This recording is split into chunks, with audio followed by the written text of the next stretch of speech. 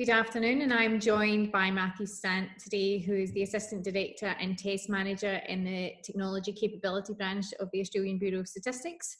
Matthew has been involved and has had hands-on experience at an operational level, working as a leader directly alongside his team of neurodiverse employees who entered the ABS through the employment pathway of Specialisterne's Federal Talent Programme. Thank you for joining us today, Matthew. Thanks for having me. My first question is, what are some of the key skills and talents that your neurodiverse employees have brought and contributed to your team at ABS? I think what comes to mind immediately are natural aptitude for working with data, which is what I do, data analysis, logical thinking, and reliability. I think the staff that I took on had limited experience working in an office, let alone working with complicated data models and the concepts that we're developing.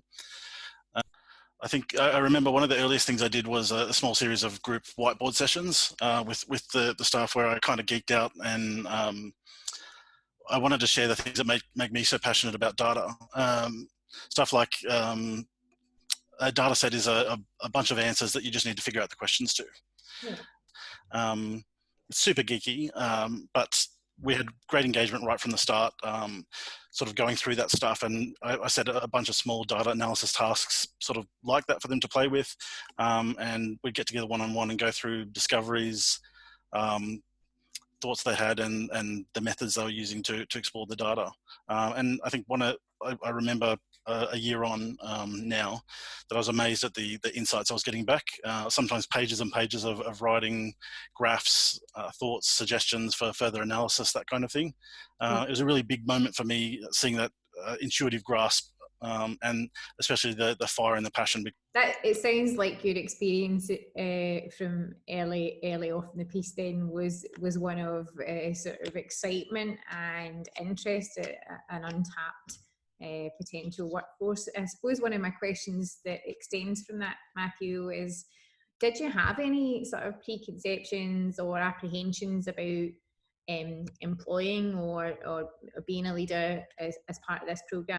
I have worked with autistic and neurodiverse employees over the years, so I had a good idea what to expect going into the program. I think any concerns or apprehension I had were more about what framework my organisation and Specialisterne together sort of had in place to provide that support. And did you feel that sort of worked quite well, the way that it was established between the supports and the integration and the activities around change and capacity building that Specialisterne brought alongside to support ABS? Yeah, I think there was a lot of enthusiasm internally for the program, and we had great engagement. Given that the apprehensions weren't validated, you actually had a really positive experience in terms of engaging the employees and the new recruits that you had as part of your team. Was there anything that you did find particularly challenging? Yeah, so I think there were definitely challenges we had to face around the time we were working with Specialisterne at the start of that program. The ABS had switched to a sort of hot desking or activity-based working arrangement, so people didn't have assigned areas. We had a team area where you'd come in and just take an available desk in that area. Yeah. So obviously with environmental issues, the level of noise and people and foot traffic and that kind of thing, I was a little concerned about that. We were also working on a major project where by probably 9:30 in the morning, every single desk was taken, and there's a hive of activity going on. I think probably the only other thing was because of all that activity, I was also a little concerned, that I might not be able to make or afford the right amount of time to supporting that new employee process. Yeah, and that's definitely one of the apprehensions that I find that a lot of the client businesses who we engage to work with and to explore a neurodiversity pathway or hiring program, that's one of the apprehensions that many businesses have about whether or not they're actually going to have the time to commit to make sure that they can support the new employees within their new role in the workplace. I think that's you could essentially call that a new employee challenge. It's not necessarily much, neurodiverse or autistic employees don't, to me that wasn't a significant factor. It's just, we've got a new employee and we've got all this activity going on. How do we support that person and get them up to speed? Yeah, and you're right, and that's a universal challenge. So, in terms of coming into the program, then, and your exposure to the program, how much awareness or understanding about autism and neurodiversity do you feel you had prior to the Specialisterne program, particularly in relation to sort of setting up work tasks, communicating, engaging, and coaching individuals who are on the spectrum?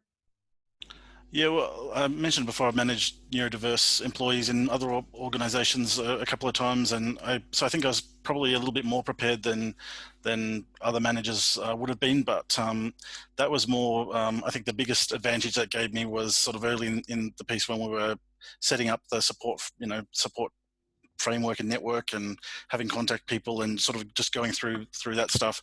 I was able to relate that to my past experiences and say, I could see how that's going to help, and I know why that's important. So it's sort of for me, it helped me understand why everything we were doing was going to help.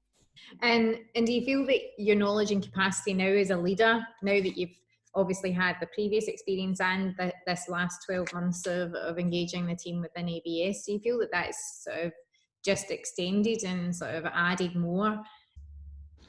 Yeah, definitely. I think one of the challenges, and I'm sure you will tell me you can relate.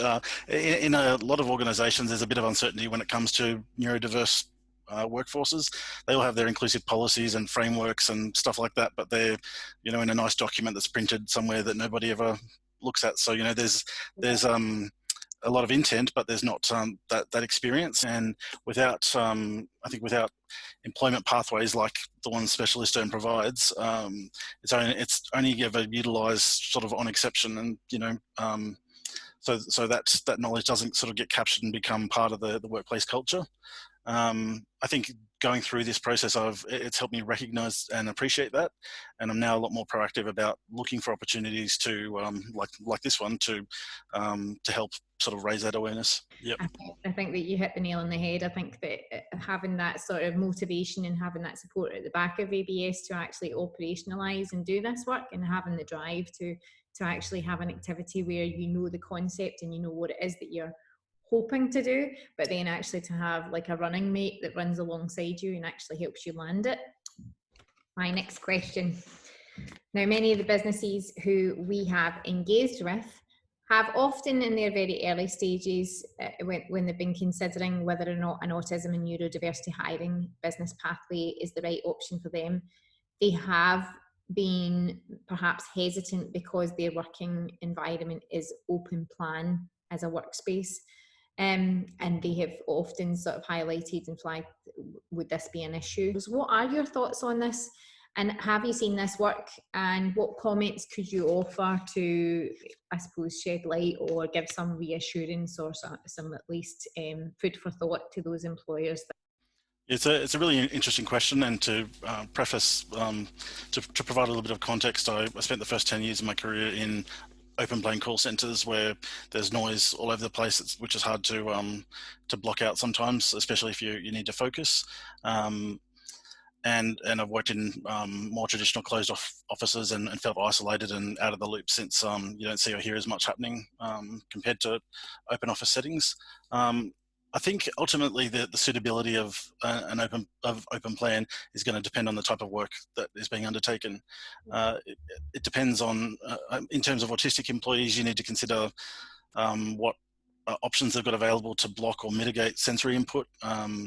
If someone's taking calls in a call center, to use an example I'm familiar with, then you could have a scenario where they're on a difficult call. There might be someone who's a lot of sort of emotional input and demand for increased focus.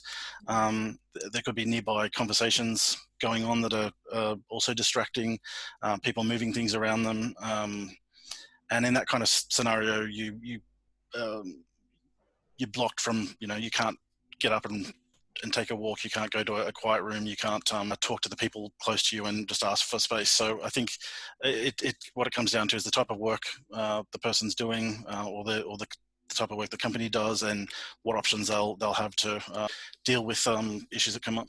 I think that you make a really good point again about the universal nature of what employers need to think about. These are challenges that do come up in any open plan workspace environment, and it's why so many businesses do need to think about the breakout spaces, the setup that they have in those spaces, and the alternatives that they need to put in place should a person need to actually have that deep focus or time out.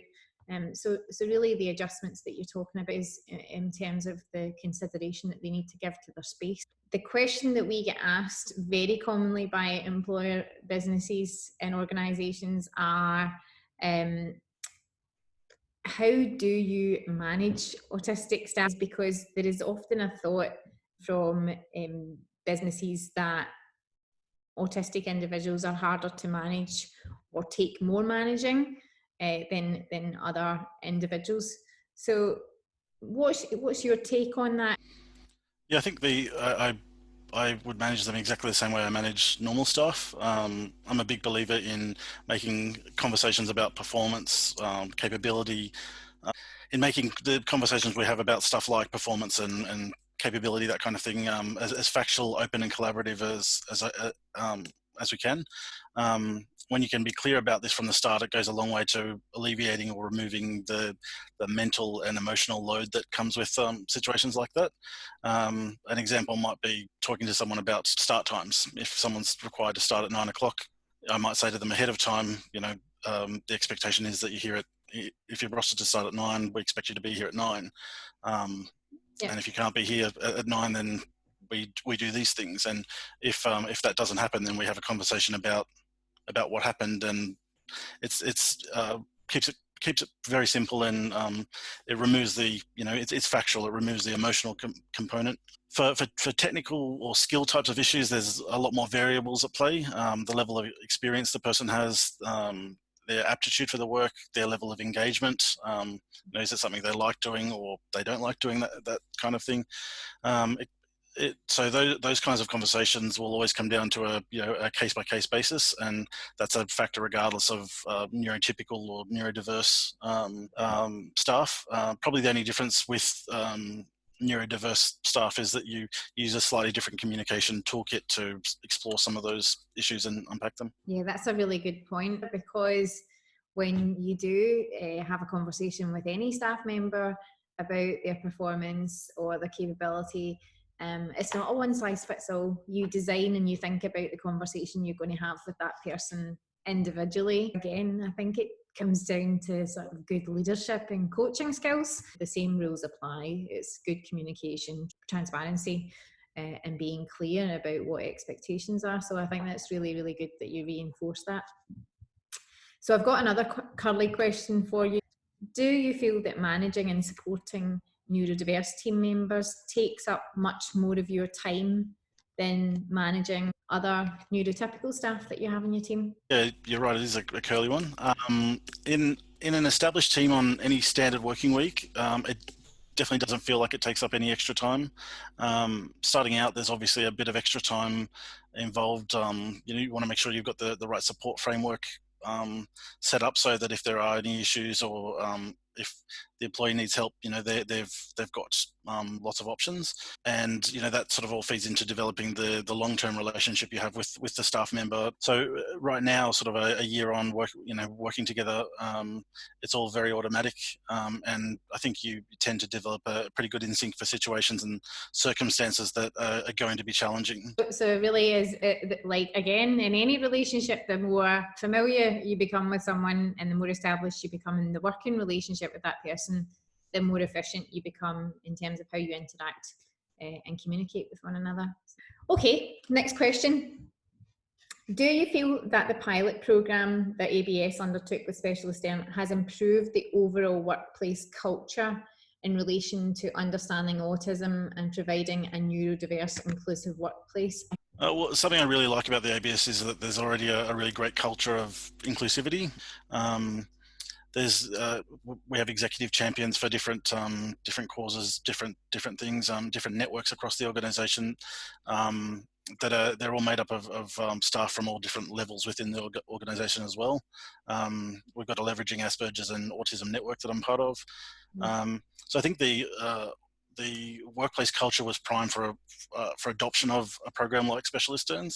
I think it's definitely also helped to prove that there's all sorts of value in participation. I think that it's been really interesting for us as well in working with ABS and some of the other agencies to see the sort of networks and the types of activities that have stemmed out of or have grown out of the programme, and the number of individuals, of course, who are working already within the organisation who maybe previously haven't identified or put their hand up, and who have since come forward and either identified themselves as potentially being on the spectrum without diagnosis, or indicating that they are on the spectrum but haven't previously disclosed. So I think that that's kudos to ABS and the sort of culture that's being developed there. So my next question is, how important do you feel the ongoing business enablement and support that was provided by Specialisterne has been to actually help the team at ABS adopt and engage those practices? I think it's definitely been a key part of the success of the program, and for me it's been great to have. We haven't had any huge issues requiring sort of focused support or that kind of thing, but there are so many variables involved in this type of thing. Like we talked about before, the type of workplace and the work being done, the organization, the manager or managers involved, the employees. It does make it a really good safety net. Okay, all right. Second last question, Matthew, on the card. If you could give one practical takeaway message to a manager seeking to create an inclusive team, what would it be? Just one. Look, there are so many benefits. Probably the biggest thing that comes to mind is that inclusive teams bring with them a capability uplift. It extends beyond the manager and the employee to the entire team and organisation. I've always felt that strongly, but with the current COVID-19 crisis, there's just so many concrete examples coming out of that, and I know Specialisterne are seeing that as well. The one that comes to mind is the sudden transition to working remotely. It for my team wasn't challenging at all. In some of the chats that I've had with other managers at ABS on initiatives that we're using to sort of help managers and teams cope while working remotely, I had this sudden realization why it had been easier for my team, and it's because a lot of the coping techniques, the using team chat rooms, having daily check-ins and that kind of thing, they're all already hard-coded into our daily rituals, from having gone through this program. Yeah, that's great. What would you now say then to employers out there who still have that sort of apprehension or that uncertainty about embarking upon a neurodiversity autistic talent program? I think just that I'd say just in embarking on this program or a program like it, you're adding value to your organisation, you're strengthening your workforce and your teams, and it's not and not to think of it as a sunk cost proposition, but it's a value add.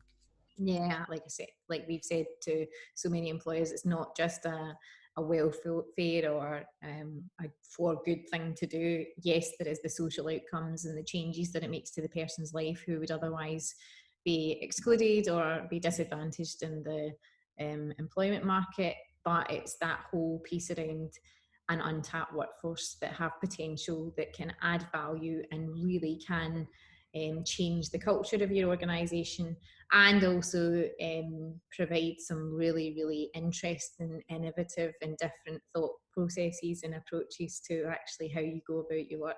So thank you so much for your time, Matthew, and hopefully we continue to hear more about ABS's work in the neurodiversity pathway and hiring space in future. Thank you again for your time. Thanks so much for having me.